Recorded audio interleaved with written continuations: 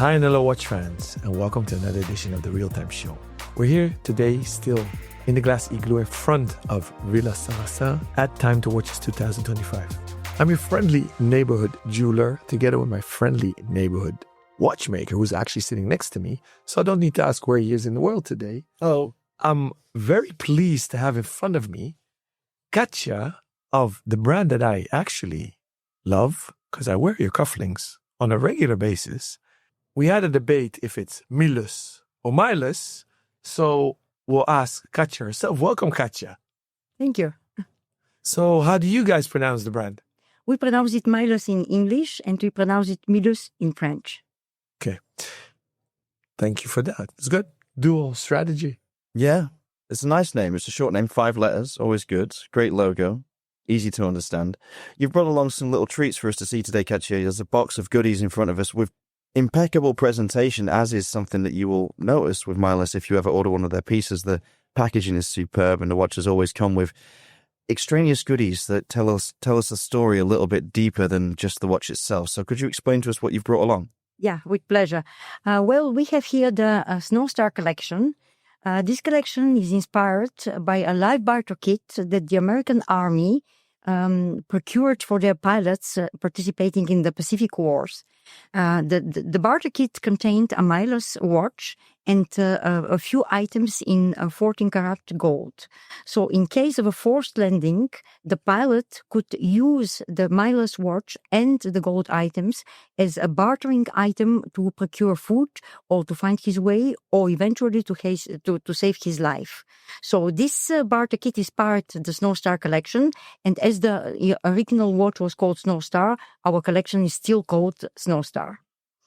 In 2025, we are making 2 special editions of this collection, which we have called Midway Special Editions.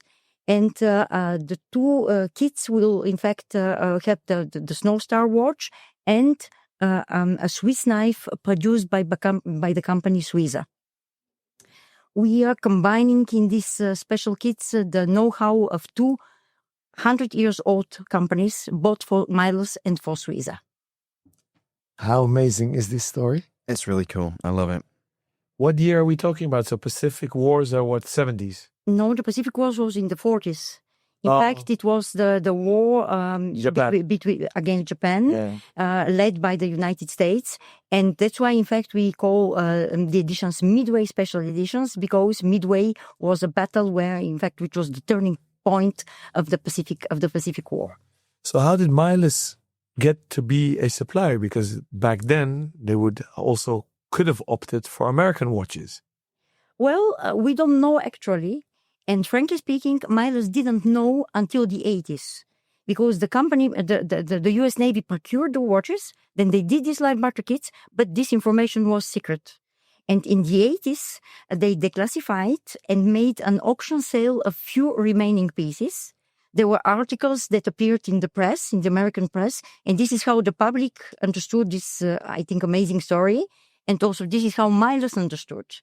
But what we know for sure is that even at that time, the American Army considered that the Milus watch is of real value. So it could be easily exchanged, it could be easily bartered for against whatever the pilot could have needed. So for us, it's a pride to have been chosen for this live barter kit. Is this a bakelite box I'm holding in my hands? Yes. So I have in my hands a bakelite box in the size of a cigar case from back in the day. Yes. With 6 compartments. We have, of course, in the middle, the watch without a strap, a rolled up, NATO-ish strap, 2 pinky rings in gold, a gold locket, a hanger in the shape of an heart, and a few gourmet links made of gold. This is amazing. Could it be that back in the day, a distributor of Milus had the watches, the heads, no straps, and they simply sold it to the MOD or back then, Department of Defense? Yes. And that's why you guys didn't know about it. Yes, it could have been. It could have been. Then my understanding for not having a proper bracelet inside the box is that there is no place to put the bracelet because the box had to be small and it was fitting, in fact, in the pocket of the jacket of the pilot. But anyway, if they had to exchange the watch, then they could use the NATO strap. Yeah. Every time I hold a Milus watch in my hands, and this isn't the first time at all, because we worked together back in 2020, and that was the first time I saw the Snowstar collection, I am amazed at the quality. You know, it's very difficult sometimes to tell from press releases or from online imagery how one watch that looks similar to another watch can be so superior just through its machining or its finishing, the delicate touches of the plating or the color choices, for example, or the sharpness of the applied indices. Milus makes a really good product, and I don't think enough people know about that. What is your strategy to get the watches into people's hands so that they can see and really feel for themselves exactly what kind of quality you're working with? Yeah, thank you.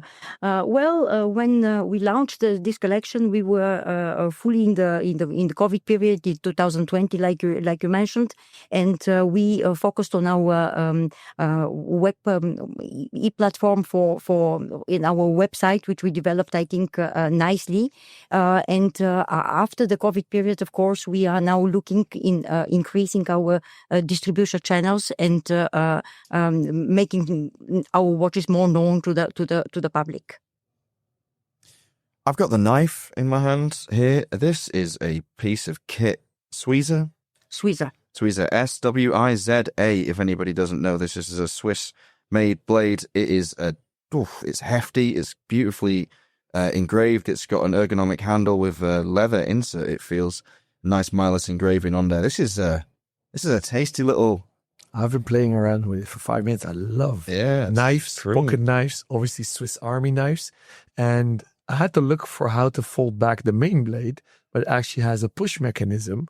So for those that are into it, definitely check it out. If you're not familiar with Milus, dear Katja, I kind of lost track because I think in the last decade or so, it changed hands a few times. So maybe if you can, a quick history lesson. Yeah. Well, Milus is a 106-year-old company. It was created in 1919 by the family Junot. This is a family of watchmakers from Bilbien, and the company stayed in the hands of 3 generations of this family. And during these 80 periods of development, they did very nice accomplishments, both in men's and ladies' watches. One of the pieces is the live barter kit that we just spoke. Then in the 90s, Milus did very nice developments in the quartz watches, and for example, they did a collaboration with the MoMA Museum in New York for a special edition. Then in the early 2000, the company, like you said, changed hands, and the company stayed Swiss, always in Vienna, but then the shareholders were foreign. And in 2017, Mr. Luc Tissot from the Tissot family decided to take over the company and, in a way, bring it back to Swiss hands. So this is the moment where we, in fact, started dealing with the company, and we reviewed the history, we reviewed the archives, and this is the basis of our new collection. Where do you find most interest commercially in the Milus product? In what part of the world does the brand succeed? In the United States, definitely. Okay. Especially with the Snowstar collection, which has an American story. Then, in terms also of e-commerce, the American customers are very easy to buy online. Then we are developing now the German market very nicely, France, Italy, and in Asia we are present in India. Okay, and who's stocking you in India? Sorry? Which retailers do you work with in India? Titan. Titan, okay, that's very interesting. And in terms of other models outside of the Snowstar line, what can people expect to see from Milus? We have another line which is also historically inspired. It is our diver collection. The diver collection is called Archimede by Milus, and Milus has been very active in diver watches in the 60s and in the 70s, including the super compressor watch from these years. And in this collection, in the diver collection, we have a new model, which is the diver, but we including the world time function. Is it still a true compressor, or is it a compressor style? It's a compressor style. Okay, so we've got the twin crowns at 2 and 4. Correct. Internal rotating bezels, some very nice dial finishes there as well. Yeah. What can we expect to see from Milus in the future as you move forward and expand into more markets around the world? Well, we will for sure also develop a chronograph model. This is already in a study, and in terms of development in the more far future, Milus has also complications with dedicated movements. One of them was the tri-retrograde movement, and we are also thinking of how we can represent this movement in a more modern way. How are you finding the Time to Watch's event? Has it been a success for you so far? Yes, definitely. We like the place, and I think the place also contributed a lot to the increase of the visitors, which I notice, and it is also very interactive. Very well organized also, and both these elements help really to have meetings and contacts of quality. What were your goals when you came here? Did you want to meet new retail contacts, new end consumers, new media partners? What was your aim? I would say the three. All three. I would say the all three, because they all contribute to have the company being known, and also to prepare the promotion, and all these aspects are very important for watch brand.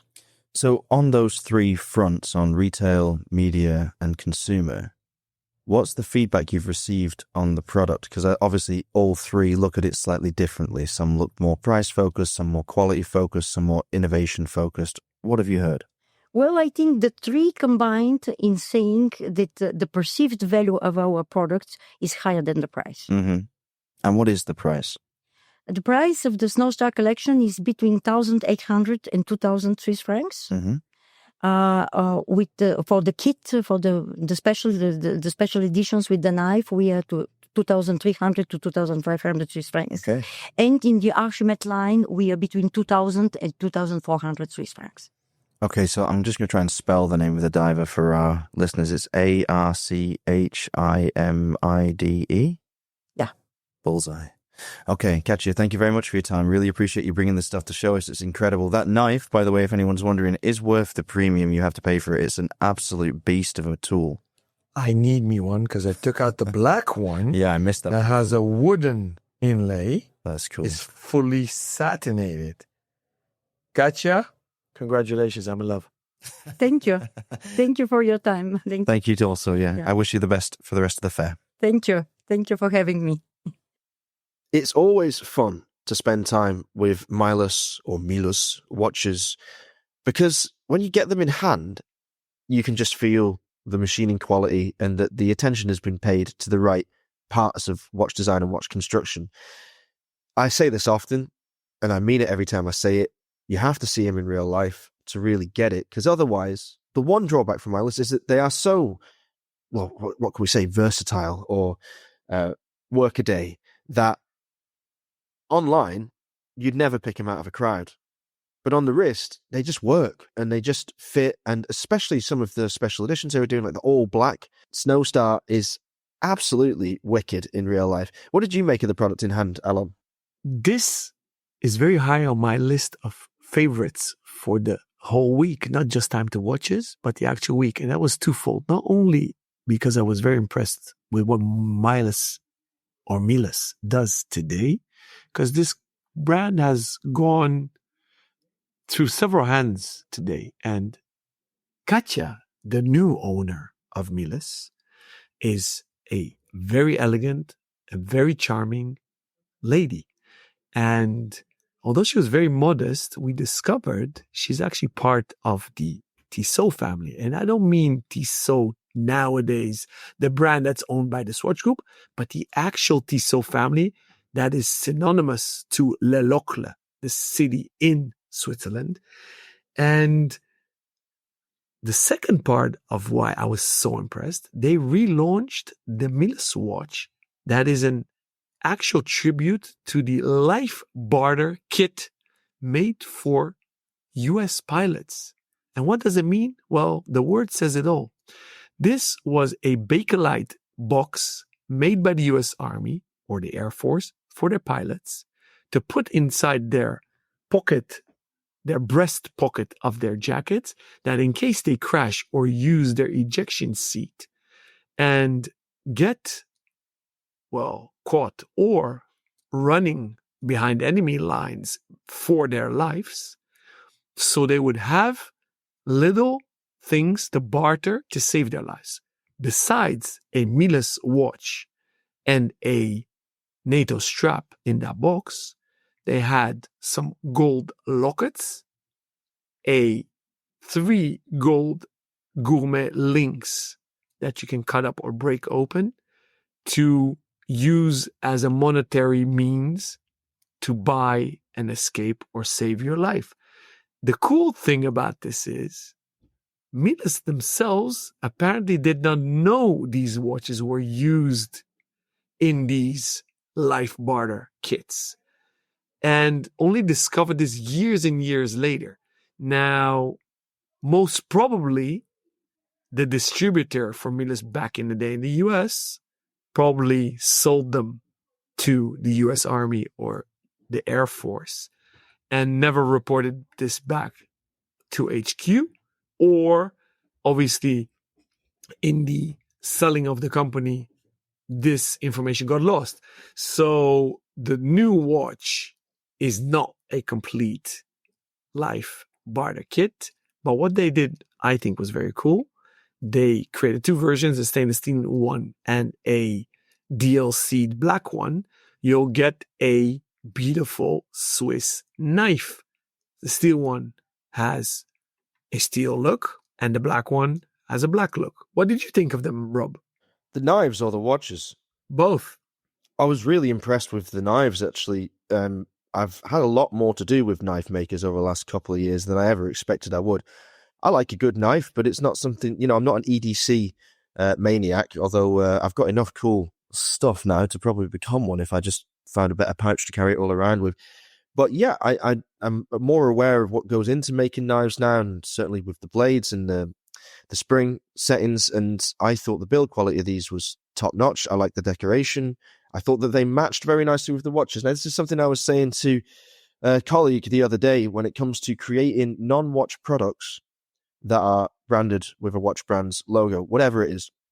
I said to them, if you see your watch brand as one of the top 10% of watch brands in the world, then you should make sure that every single thing that you create with that brand's name on it is in the top 10% of its own field. So if you want to make a jacket with Milus on it, make sure it's in the top 10% of jackets worldwide. If you think that you can't do that, if it's not financially viable, then don't do it. Don't put your name on something that doesn't reflect the values and the quality of the brand. Never make that mistake. I remember one time when I was with Nomos, sounds like the American Pie, that one time at Bandcamp. One time with Nomos, we were coming up to Basel World, and I'd been very vocal about the quality of giveaways and the importance of having good quality giveaway during a fair that would be kept and talked about by journalists and retailers alike for years after. And Roland contacted Makita, a Berlin-based optics brand making beautiful sunglasses. And instead of cheap giveaways or edible giveaways or this, that, or the other, he had 300 pairs of Makita Nomos Glacete sunglasses made and given to the top-ranking retailers and the most prolific journalists throughout the fair. And because they weren't readily available, they weren't just chucked in a gift bag and given away willy-nilly, it created this buzz and this murmur of excitement going through the entire fair. And people have kept those glasses ever since. Because, Makita sunglasses retail for about 300 quid. So this was a proper decent gift. And those glasses still pop up on Instagram. They're still talked about now, years after the fact, because they extolled exactly this principle of making sure everything you put your name on is within the same bracket as the primary function of the company, and that's making watches. And I have to say that those knives, to me, they feel like good quality. They speak highly of the brand. They make me somehow think even more of Milus, a brand that I have known for years to make really rock solid products. And I think they could be a bit more ambitious with designs, with collars, with straps, even something like that, to just spice it up a little bit. Yeah, I do think there's scope for that, but I think their baseline is great. And just like we said with Erhan and Lebois & Co. from Tom van Willig a few days ago, it's a tight collection. It knows what it is. It's not going to set your socks alight, this one, but it is going to turn up every day and keep on working through rain, snow, or sun. And the model is the Snow Star. I forgot the manufacturer of the knives. It's not Victorinox. It's even better. So it underlines what you just said. I am with you 100%. Goodies should be indeed the best of the best, or don't do them at all. And I vouch for your story about Mikita, and I salute and thank you, because I still have those glasses and wear them regularly, and people want to nick them off my nose. Well, you got to thank Roland. It was Roland that made the partnership. It was my concept that I was banging the drum for a long time, but I didn't actually design the sunglasses. I don't know who designed them, but they did a damn good job. I still got mine as well, actually. There they are. Yeah, they're very nice. Yeah, amazing. Kudos to Milus. Keep up the good work. And I'm very curious what they'll bring next. Fun little fact. Katja was very modest, and she didn't say so much about both her husband's families or her own. So I got so excited after our interview again, and I went into the villa again to go see the rest of the collection, because I've been admiring Milus for a long time, and I actually been wearing Milus cufflinks in the shape of a watch caliber with an actual rotating rotor that are now back in the collection. So if you wear cufflinks, check them out. I went to see them at their booth on the first floor. They were actually around the corner in another room from Tom of Eran and Lebois & Co. And there was another elegant, charming lady there, a bit younger. So as a joke, I said, "Oh, lovely to meet your daughter, Katja." She's like, "How did you know?" So, oh my God, you got lucky this time. You've got to stop doing that. No, well, there were similarities. But I said the age gap was very little, but it was a bit bigger. But I did take a well-calculated gamble. But the moral of the story is, don't gamble. It's a family business. And that's lovely, because you know what my stance is on family-owned and family-run businesses. Yeah, absolutely. And that's why Milus is a brand that I hope that we get to work with more closely in the future, because I think we'd be a good team. And I hope that the audience enjoys the products as well. So if you do have any questions for Milus, then do get in touch, because we can get them on the show for a full hour. And I'm sure that we'll be chatting about them in the future as they look to diversify their product range even more. All right, Alan, let's wrap this one up and catch up with each other tomorrow. And stay tuned. We will record more of these epilogues after these short Time to Watches episodes. If you enjoyed them, please let us know. If you didn't enjoy them, let us know. You want to be part of the ongoing discussions of the Real Time Show community? Send us a message and we'll add you to our WhatsApp community. Stay sane and keep on ticking.